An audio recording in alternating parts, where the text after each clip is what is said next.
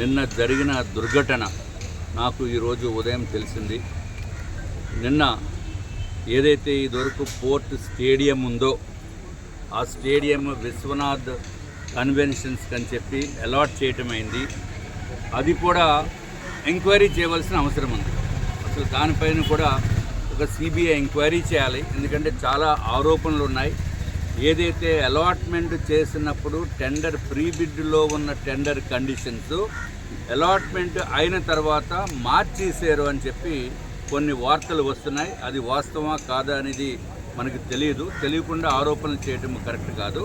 నేను చైర్మన్ గారితో తర్వాత అది సెపరేట్గా మాట్లాడి ఆ విషయాన్ని మేము ఏ విధంగా చేయాలో అవసరమైతే సెంట్రల్ మినిస్టర్కి లేకపోతే ఇంకా మినిస్ట్రీకి కూడా నేను ఆ విషయాన్ని తీసుకుని వెళ్ళి దాన్ని ఏ విధంగా చేయాలో ఆ విధంగా మేము చేస్తాము. కానీ నిన్న జరిగిన దుర్ఘటనకి ముందే మే 4వ తారీఖున గో కార్టింగ్లో నా మనవరాలు పేరు సాన్వి స్మయ ఇద్దరు కూడా గో కార్టింగ్కి వెళ్ళారు. మా అమ్మాయి పేరు స్మయ. ఆ గో కార్టింగ్కి వెళ్ళినప్పుడు అక్కడ హెల్మెట్ ఇచ్చారు. తర్వాత చిన్న కారులో కూర్చోబెట్టారు.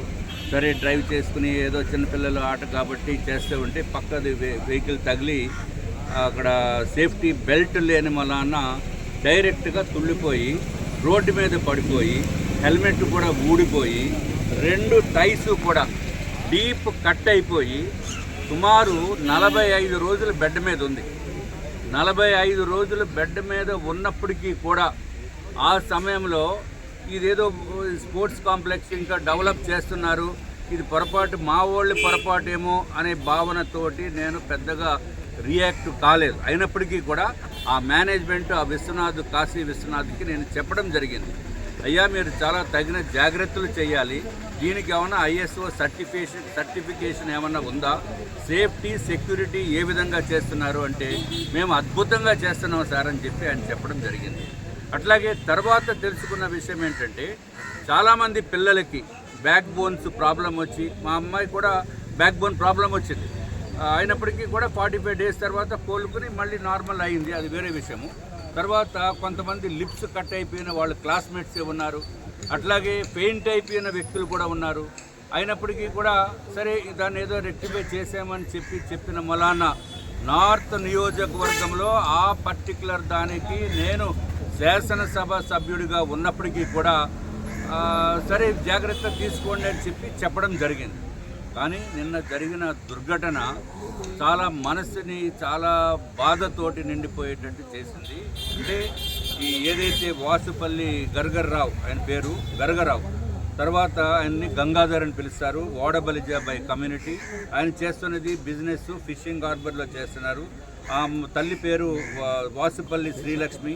బాబు పేరు ఎవరైతే చనిపోయిన బాబు ఉన్నాడో అది రిషిత్ సాయి శంకర్, 8 సంవత్సరాల వయసు, 2nd క్లాస్లో స్మార్ట్ కిడ్స్ మురళీనగర్లో చదువుకుంటున్నాడు. నా నార్త్ అసెంబ్లీ 49వ వార్డు పిఆర్ గార్డెన్స్, అట్లా Kancharapalem 4th town police station లిమిట్స్లో వస్తున్నాడు.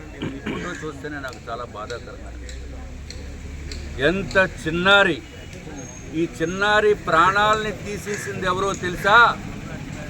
కేవలము ఆ విశ్వనాథ్ స్పోర్ట్స్ క్లబ్ వాళ్ళు ఈ అబ్బాయిని ప్రాణాలని తీసేశారు, చంపేశారు. ఇతని చావుకి కారణం ఆ విశ్వనాథ్ స్పోర్ట్స్ కాంప్లెక్స్.